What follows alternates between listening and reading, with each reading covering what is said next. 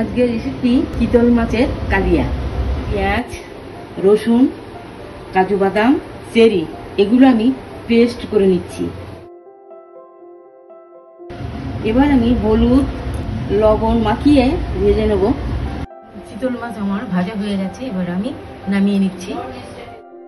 এবার আমি গরম হয়ে গেছে পেঁয়াজ বাটা দিয়ে একটু নেড়ে চেড়ে নেব। রসুন বাটা, চেরি পেস্ট দিয়ে দিলাম, হলুদ গুঁড়ো,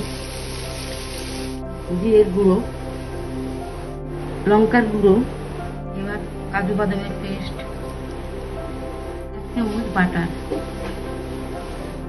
এবার স্বাদ মতো লবণ।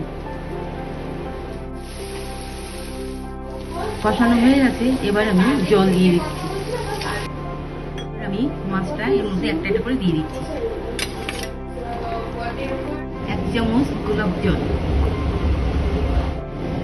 1 চামচ কেওড়ার জল, এবার 1 চামচ গরম মশলা ছড়িয়ে দিয়ে নামিয়ে নেব। চিতল মাছের কালিয়া রান্না করা আমার কমপ্লিট।